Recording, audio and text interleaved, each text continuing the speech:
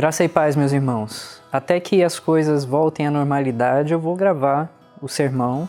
Eu espero que você tenha seguido o padrão litúrgico no nosso grupo, para que então depois você ouça a mensagem. A mensagem vai ser a última parte do nosso culto em casa. Nós oramos a Deus pedindo que o Senhor nos dê um tempo de paz, um tempo de renovo, um tempo de alegria apesar da situação. E nós pedimos que o Senhor nos dê logo o momento em que nós voltemos a nos reunir. Nós precisamos nos reunir, nós gostamos de nos reunir, nós nos alegramos no Senhor quando nós nos reunimos e nós ansiamos por esse dia novamente. Que o Senhor nos guarde até lá, que o Senhor nos proteja, que o Senhor nos prepare para que quando nos reunirmos novamente seja um momento de grande alegria e de grande satisfação. Enquanto isso, participe da adoração ao Senhor. Louve a Deus com todo o seu coração, com toda a sua força, com toda a sua disposição e ouça então a mensagem do Senhor para você nesta manhã. Deus te abençoe.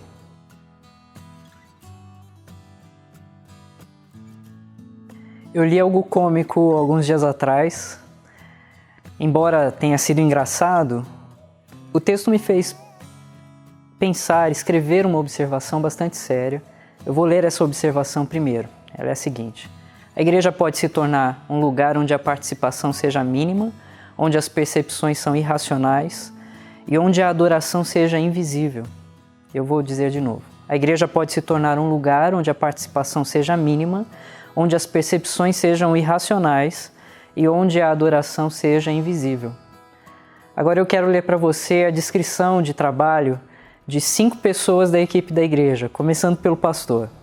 Pastor, capaz de pular prédios altos em um único salto, mais poderoso que uma locomotiva, mais rápido que uma bala veloz, anda sobre as águas e dá conselhos para Deus. Pastor auxiliar, capaz de pular edifícios baixos em um único salto, tão poderoso quanto o interruptor, tão rápido quanto uma bala veloz, e caminha sobre as águas quando o mar está calmo e ele conversa com Deus. Ministro de música, pula edifícios baixos com um arranque contínuo, quase tão poderoso quanto o interruptor, mais rápido que uma bala de pressão, é ocasionalmente abordado por Deus, caminha sobre as águas se souber onde estão os tocos das árvores. Líder dos jovens, esbarra em edifícios baixos, reconhece a chegada da locomotiva, usa uma pistola de água e murmura consigo mesmo. Secretária da igreja, ergue edifícios para andar neles, chuta locomotivas para fora dos trilhos, pega balas em alta velocidade com os dentes, congela a água com um único olhar e quando Deus fala, ela diz: posso perguntar quem está falando? Entende o que eu quero dizer com percepções irracionais? Eu louvo a Deus porque a nossa igreja não tem sido assim, quer dizer, ainda não é assim, espero que nunca seja. Mas há um número suficiente de denominações que se tornaram assim. Por isso não é de se estranhar que algumas pessoas questionem: igreja, quem precisa dela? Bom, esse é o tema que nós estamos abordando nessa série de sermões. E respondendo à pergunta, quem precisa dela? Eu posso dizer que eu preciso dela, você precisa dela, todos nós precisamos dela. A igreja é o lugar onde os princípios de Deus são transmitidos e eu preciso de crescimento. A igreja é o lugar onde o propósito de Deus é revelado para a minha vida. É na igreja que Deus se faz presente de maneira única. Há pessoas que decidem não frequentar a igreja. Já encontrei muitas pessoas que dizem não precisar da igreja. Elas leem a Bíblia em casa, fazem suas orações, transformam seu relacionamento pessoal com Deus em um relacionamento privativo com Deus. Mas isso é como o complexo de Elias, que diz: eu sou o único que sobrou, eu sou o único que conhece a verdade. E isso não é bom. Nesse período em que nós estamos impedidos de nos reunir, eu peço que Deus levante em nosso coração de forma ainda mais brilhante a importância que a reunião da igreja tem, a importância que tem a Assembleia Santa edificada por Cristo. Na semana passada nós descobrimos que Jesus edificaria a igreja. Ele diz para Pedro: sobre esta pedra eu edificarei a minha igreja e as portas do inferno não prevalecerão contra ela. Então nós descobrimos que Jesus nomeia a igreja, dá a sua designação, que Jesus constrói a igreja, traz sua edificação, que ele é o dono da igreja, ela é a sua possessão, e que ele avança com a igreja por meio da sua preservação. Agora, que tipo de grupo a igreja deve ser? Essa é uma pergunta fundamental, porque se a igreja é de Cristo, nós queremos saber como ele pensa que a igreja deve ser. É interessante que muitas denominações queiram voltar ao Novo Testamento dizendo coisas como nós queremos que a nossa igreja seja como a igreja do Novo Testamento, e eu aplaudo isso. Queremos voltar ao livro de Atos, e eu concordo. Mas tenha cuidado, quando você diz que quer ser como a igreja do Novo Testamento, lembre-se que Corinto era uma igreja do Novo Testamento, e eu não penso que alguém gostaria de ser parte de uma igreja como aquela. Mas devemos investigar no Novo Testamento, passando pelas igrejas de lá, o que o seu fundador espera que ela seja, o que Jesus diz sobre ela. Bom, ele fala muito sobre isso em João 17, que é a oração mais longa registrada de Jesus em todo o Novo Testamento. Ele ora e nesta oração ele está antecipando as características que marcariam seus seguidores. Eu destaquei aqui 4 características. Nessa mensagem eu vou tratar de 2 e na próxima eu vou completar com as outras 2. Mas agora eu quero adiantar para você essas 4 características que respondem a essa pergunta. Que tipo de igreja Jesus frequentaria? Bom, há 4 características. Número 1, ela é uma igreja que irradia a glória de Deus. Jesus frequentaria essa igreja. Número 2, ela é uma igreja que revela a verdade de Deus. Número 3, ela é uma igreja que resgata os inimigos de Deus. E número 4, ela é uma igreja que se une ao amor de Deus. Então agora nós vamos cobrir as 2 primeiras características esta semana e as 2 seguintes na próxima semana. O nosso texto é João 17 e no versículo 1 nós vemos a primeira dessas características, uma igreja que irradia a glória de Deus. O texto diz: tendo Jesus falado estas coisas, levantou os olhos aos céus e disse: Pai, é chegada a hora, glorifica o teu Filho para que o Filho te glorifique a ti. Os versos 4 e 5 dizem: eu te glorifiquei na terra, consumando a obra que me confiaste para fazer, e agora glorifica-me, ó Pai, contigo mesmo, com a glória que eu tive junto de ti antes que houvesse mundo. Os versos 9 e 10 dizem: é por eles que eu rogo, não rogo pelo mundo, mas por aqueles que me deste, porque são teus. Ora, todas as minhas coisas são tuas e as tuas coisas são minhas, e neles eu sou glorificado. O verso 22 diz: eu lhes tenho transmitido a glória que me tens dado, para que sejam um, como nós o somos. E finalmente o verso 24: Pai, a minha vontade é que onde eu estou estejam também comigo os que me deste, para que vejam a minha glória que me conferiste, porque me amaste antes da fundação do mundo. Somente nesses trechos da oração as expressões glória, glorifica, glorificado aparecem 8 vezes. E o que isso significa? Bom, é importante saber o que isso significa porque foi o que motivou o coração do Senhor Jesus todos os dias da sua vida, a glória de Deus. Então o que isso significa? A glória, glorificado ou glorificação significa 2 coisas diferentes e ambas estão nessa passagem. Número 1, a glória de Deus fala da expressão visível de Deus. É a presença explícita de Deus, sua presença não filtrada, mas com força total. É a presença não descafeinada, é a presença completa da glória de Deus que um dia nós veremos quando estivermos na glória final. E esse é o primeiro sentido.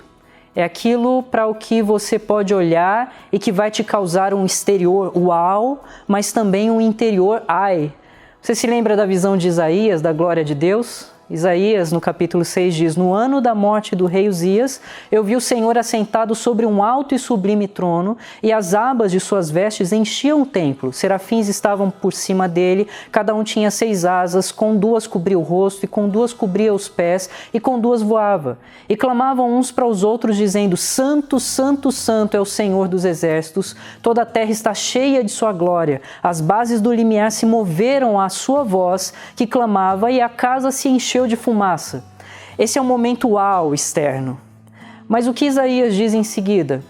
Então disse eu: ai de mim, estou perdido, porque sou homem de impuros lábios e habito no meio de um povo de impuros lábios, e os meus olhos viram o Rei, o Senhor dos Exércitos. Um pecador, então, diante de um Deus Santo, ele só pode ter esse ai interno. Moisés pediu ao Senhor que lhe mostrasse a glória. Nós um dia veremos a glória de Deus, a plena expressão da sua presença, mas há outro significado também. Significa fazer renome, tornar famoso ou de boa fama. É a palavra doxazo. No verso diz: eu te glorificarei na terra. E o verso 6 diz: manifestei o teu nome aos homens que me deste no mundo. Ali é Jesus dizendo: eu direcionei a atenção deles para ti, eu coloquei o foco deles em ti, eu te coloquei no centro, eu liguei os holofotes, eu não fiz apenas isso, mas eu tomei a ação para que estes discípulos tivessem isso como objetivo das suas próprias vidas. Então, qual é o objetivo primário da igreja? Uma vez que nós fomos chamados para que sejamos parecidos com Cristo, qual deve ser o objetivo nosso como igreja? Simplesmente que Deus seja destacado, que os homens voltem a sua atenção para Ele, que Ele seja renomado, ou você poderia dizer para que as opiniões das pessoas sobre Deus melhorem a partir daquilo que apresentamos com a nossa própria vida. Você pode dizer: mas esse chamado é alto demais, como nós fazemos isso? Bom, Jesus dá duas maneiras pelas quais podemos fazer isso aqui no texto. Número 1, pela declaração. No verso 6 ele diz: manifestei o teu nome aos homens que me deste do mundo.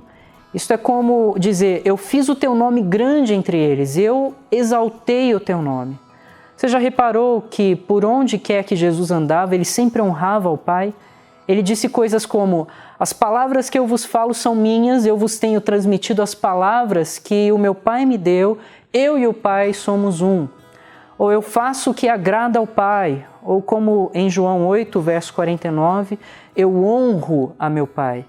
Jesus está sempre declarando verbalmente a honra, a atenção, o foco e exaltação ao nome de Deus. Então, quanto pudermos, nós devemos fazer isso também, honrar e glorificar o nome de Deus. Nós precisamos tornar famoso o nome do Senhor. Precisamos melhorar a atenção das pessoas para Deus e melhorar a opinião que elas têm sobre Deus. E fazemos isso testemunhando ao mundo. Quando nos reunimos, fazemos isso através da adoração, fazemos declarações de adoração ao nosso Deus, e aqui está o que há de tão bom na adoração. Na verdade, há muitas coisas, mas esta é uma das principais. A adoração é uma daquelas ações que, quando feitas corretamente, são completamente altruístas, porque todo o foco e a atenção não estão em mim, ou sobre como eu me sinto, mas o foco e a atenção toda está em Deus, nele, na glória que Ele tem. Isso é assim quando a adoração é feita de maneira certa. Agora, quando não é feita de maneira certa, se torna sobre mim. E você sabe como nós gostamos disso. Ah, eu gosto dessa música. Ah, eu não gosto dessa música. Eu gosto quando toca violão. Ah, eu não gosto de bateria. Ou eu gostaria que tivéssemos um coral. Essas conversas geralmente surgem quando a adoração vai se tornando mais e mais sobre nós e os nossos gostos. Mas a adoração se trata da honra de Deus, é sobre Ele. Ele é quem importa. Eu soube de uma história do presidente americano Lyndon Johnson e uma visita feita pelo famoso pregador Billy Graham. Eles estavam prontos para o jantar e Billy perguntou se podia fazer uma oração antes da refeição. Ele estava na ponta da longa mesa e inclinou a sua cabeça, começando a orar em uma voz calma, normal, agradecendo a Deus pela refeição. O presidente na outra ponta da mesa não conseguiu ouvir o que Billy Graham dizia, então o presidente interrompeu e disse: "Fala, Bill." Sem levantar os olhos, Billy disse: "Eu não estava falando com o senhor, presidente." Sim, o presidente dos Estados Unidos é um dos homens mais poderosos do mundo, mas Deus é infinitamente maior e muito mais importante. E a adoração verdadeira se inclina para isso, para a glória de Deus, para a honra do seu nome. Não se trata do que o homem quer ou pode sentir. Em 1928, uma escritora inglesa chamada Evelyn Underhill, ela escreveu o seguinte: "Estamos à deriva, nos dirigindo para uma religião que mantém seus olhos na humanidade e não na divindade. Ouça, isso foi dito em 1928. Estamos à deriva em direção a uma religião que mantém os olhos na humanidade e não na divindade. Alguns barcos cristãos já chegaram nesse destino, infelizmente. Há de fato muita adoração e muitas atividades espirituais entre nós. Mas a verdadeira adoração sempre é para a glória de Deus, para tornar o seu nome conhecido, afamado e exaltado. Além disso, além da prática da declaração, nós glorificamos a Deus por demonstração. Veja o verso de número 4. Eu te glorifiquei na terra. E como Jesus fez isso? Ele diz, consumando a obra que me confiaste para fazer. Aplicando isso a nós, como você glorifica a Deus? E a resposta é consumando a obra que Ele te colocou para fazer. Agora, ouça, nós temos parte no plano de Deus, com os dons que Deus nos deu, nos lugares onde Ele nos colocou, você tem uma obra e um propósito dado por Deus, e eu não sei qual é, ele é particular para você. Você tem um lugar específico onde se encaixa na obra do reino, e é uma obra, uma tarefa que só você pode realizar. Descubra logo qual é essa tarefa para que você possa dizer, eu sei porque eu estou aqui, foi isso que Deus me chamou para fazer, e siga nisso com todo o seu coração. Talvez alguém pense, o que você quer dizer? Eu não entendi, eu sempre achei que o objetivo de Deus com a minha vida fosse me levar para o céu. Bom, se você pensa que isso é tudo, você está errado, isso é parte. Você irá para a glória eterna se crer em Cristo Jesus com todo o seu coração e entregar sua vida a Ele. Mas esse não é o único objetivo de Deus para você, porque se a glória fosse o único objetivo que Deus tem para você, isso significaria que no exato momento em que você recebesse a Cristo, sabe o que aconteceria? Você morreria. Nós oraríamos por você e chamaríamos os agentes funerários para te arrastar para fora. Você e eu temos uma tarefa dada por Deus que, até chegarmos na glória, precisamos descobrir qual é para que possamos realizar e dizer, eu terminei o trabalho que o Senhor me deu para fazer. Então nós glorificamos a Deus por meio da declaração e glorificamos a Deus por meio da demonstração. A igreja que Jesus frequentaria seria uma igreja que tem esse foco, uma igreja que irradia a glória de Deus. Em segundo lugar, Jesus frequentaria uma igreja que revela a verdade de Deus. O verso 6 em diante diz, manifestei o teu nome aos homens que me deste do mundo, eram teus, tu nos confiaste, e eles têm guardado a tua palavra. Agora eles reconhecem que todas as coisas que me tens dado provêm de ti, porque eu lhes tenho transmitido as palavras que me deste, e eles as receberam, e verdadeiramente conheceram que saí de ti, e creram que tu me enviaste. Você percebe o que Jesus está dizendo? Jesus recebeu do Pai a palavra da verdade. Jesus passou essas palavras da verdade para os seus discípulos, que as receberam, escreveram e transmitiram a nós. Eu lhes tenho transmitido as palavras que me deste, e eles as receberam. Qualquer igreja que Jesus frequentaria deve ser uma igreja onde a palavra de Deus é anunciada e pregada, e não a opinião dos homens. É interessante o quão alta é a palavra de Deus para Jesus. Ela está no topo, na lista das coisas mais importantes para aqueles que afirmam seguir a Jesus e se reúnem como igreja. Esta é a palavra de Deus. E por que ela está no topo? Porque ela é a fonte de toda a verdade, ela é a fonte de toda a verdade. É impressionante que nem sempre é o que as pessoas colocam em sua lista como coisas mais importantes quando procuram uma igreja. Elas podem dizer, bom, depende do quão perto a igreja está da minha casa, ou depende do tipo de programa que eles têm para os meus filhos, depende da música, se é boa ou não, ou qualquer coisa do tipo. Mas no topo da lista de Jesus está a palavra que está sendo pregada, porque a palavra é a fonte de toda a verdade. O verso 17 diz, santifica-os na verdade, a tua palavra é a verdade.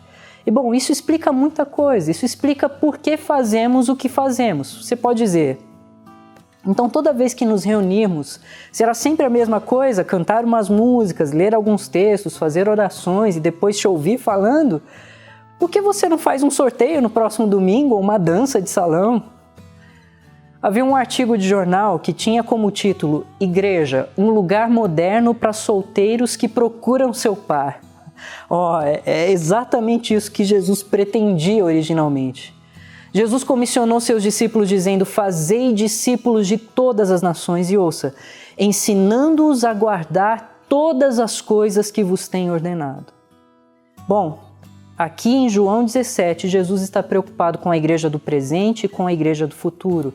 Ele estava orando por nós também, e o que ele quer é que a igreja irradie a glória de Deus e revele a verdade da palavra de Deus. Aliás, quando você volta a sua atenção para o livro de Atos, que é o primeiro grande vislumbre da igreja, nós descobrimos que a oração de Jesus foi respondida.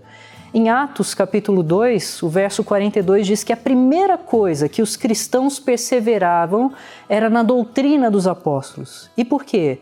Porque eles não perseveravam em primeiro lugar no amor, ou no louvor, ou na melhoria da comunidade. Aqui está o porquê. Porque é a palavra de Deus que nos ensina como fazer todas estas coisas. Você quer saber como se envolver na comunidade? A Bíblia é que nos diz exatamente como fazer isso. Você quer saber como orar?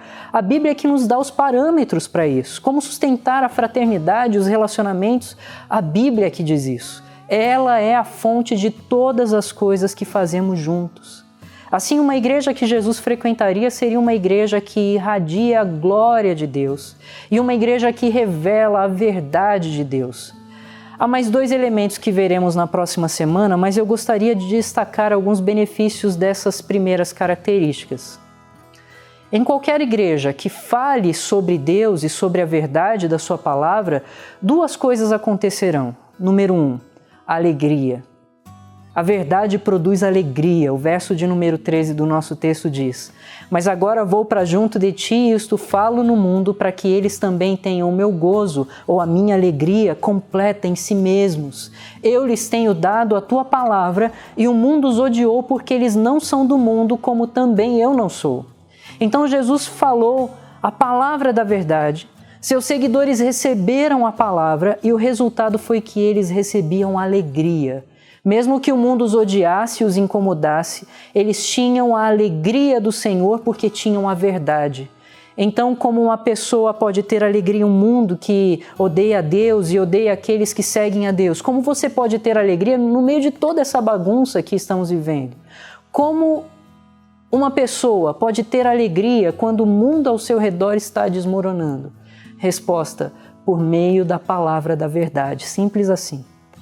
Eu quero conduzi-los ao mínimo redutível. Existem 2 tipos de pessoas no mundo. Existem as pessoas do mundo, com o sistema de valores como o mundo pensa, e existem as pessoas da palavra. Agora, as pessoas do mundo podem ter um senso de felicidade, mas é uma felicidade baseada em circunstâncias e que sobe e desce dependendo do que está acontecendo ao seu redor.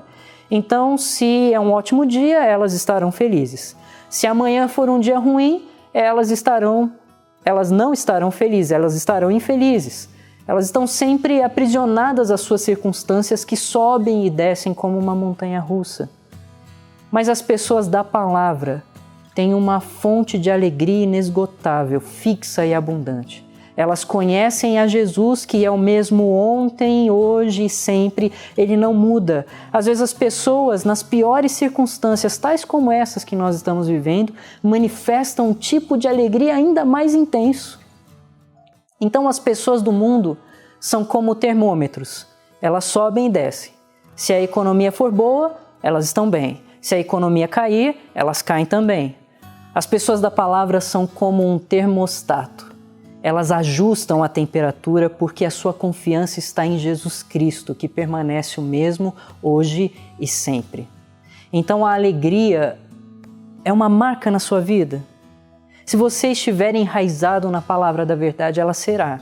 Porque quando você é exposto à verdade, você saberá que todas as angústias presentes são passageiras e que Deus planejou algo maior, mais intenso e de uma alegria sem fim para nós.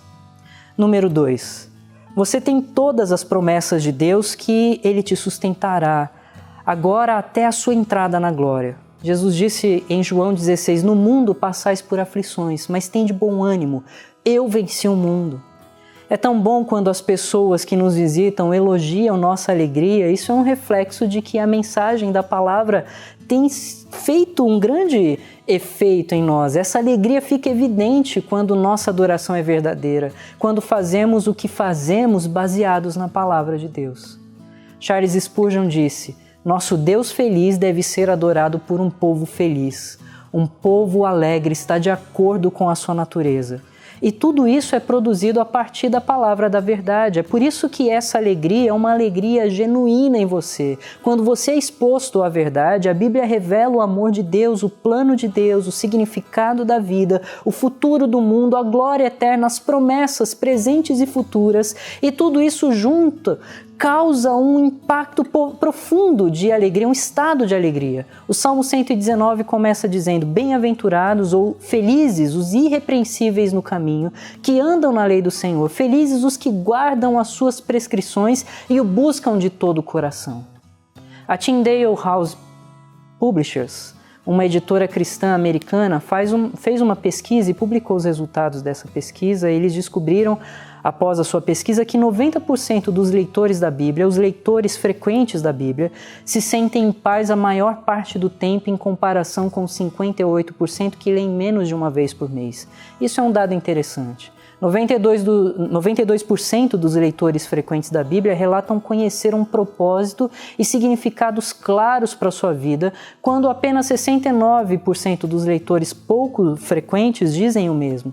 Então deixe-me dizer, a igreja que Jesus frequentaria seria uma onde houvesse alegria produzida pela palavra da verdade, como foi declarada enquanto Jesus orava em João 17. E, finalmente, uma igreja firmada na palavra não apenas produzirá alegria, mas também produzirá santidade. Os versos 15 em diante dizem: não peço que os tires do mundo, e sim que os guardes do mal. Eles não são do mundo, como também eu não sou. Santifica-os na verdade. A tua palavra é a verdade. Assim como tu me enviaste ao mundo, também eu os enviei ao mundo, e a favor deles eu me santifico a mim mesmo, para que eles também sejam santificados na verdade. Esta é a palavra do Senhor. Agora, santidade é uma palavra bastante religiosa, mas não perca o significado dessa palavra. Ser santo significa ser diferente, ser separado do mundo e do pecado. A minha pergunta é: você é diferente do mundo? Bom, você é muito diferente se você for uma pessoa da palavra. E isso porque Jesus orou ao Pai dizendo: Pai, este mundo é enganoso, ele é mau, então purifica esses discípulos e faça isso com a verdade. A sua palavra pode mantê-los puros. Agora, como isso funciona? Como a verdade, a palavra de Deus produz santidade? Bom, quando você é exposto a ela, é isso que acontece. Quando eu disser, você vai confirmar que sim. Às vezes você lê a Bíblia e lê um versículo particular e diz: eu precisava ouvir isso. É tão reconfortante ouvir essa promessa. Eu me sinto tão bem. É importante ouvir isso. Outras vezes você lê e não é tão reconfortante. Você é confrontado. Você lê e diz: olha, isso doeu.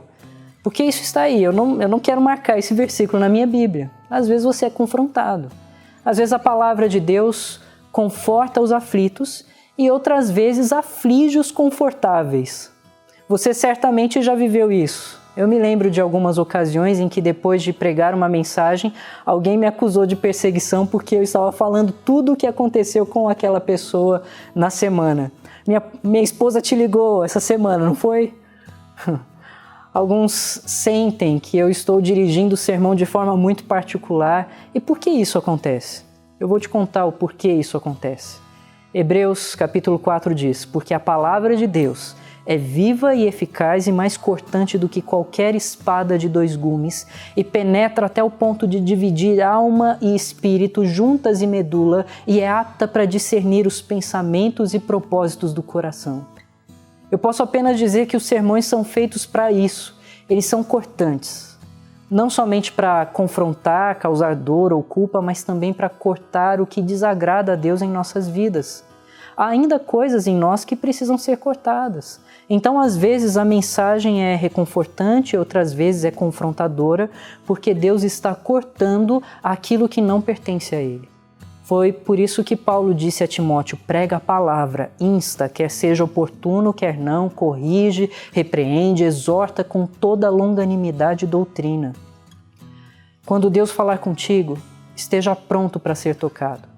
O Espírito de Deus segue com a palavra para tocar em áreas de sua vida pessoal que você não gosta que sejam tocadas. Mas ouça, seja tocado. Não resista à ação do Espírito Santo. Deixe-o te despir e te purificar de toda impureza. Foi isso que Jesus disse aos seus discípulos em João 15.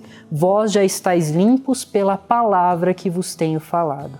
Então, concluindo, a igreja que Jesus frequentaria é aquela onde Deus é glorificado, exaltado, renomado em louvores, e também aquela onde a congregação responde à verdade da palavra com um estilo de vida santo, onde se produz alegria.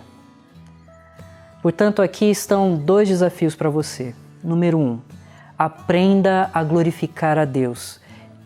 Exalte-o em adoração e louvor, exalte a grandeza de Deus, faça o seu nome conhecido. Número 2, aprenda a responder à palavra de Deus, a toda ela, não apenas uma parte. Isso produzirá alegria, isso produzirá santidade, e é isso que Jesus quer para a sua igreja. Vamos orar? Senhor Deus, nós te pedimos que a nossa igreja viva assim, ó Pai. Que a nossa igreja glorifique ao Teu nome com todo o fervor, com toda a honra e toda a glória que Te é devida.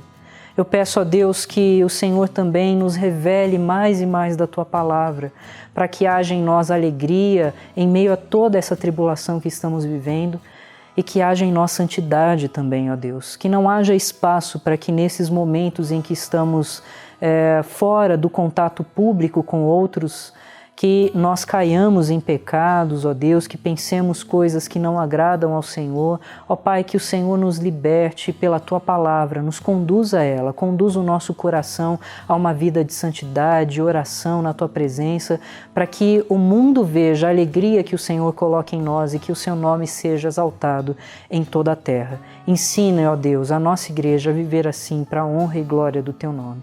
E dá-nos, ó Deus, a alegria de logo mais, quão breve possível, nos reunirmos, ó Pai, em adoração, em exaltação, em louvor ao Teu nome que é grande e em, ó Deus, a prontidão para ouvir a palavra do Senhor.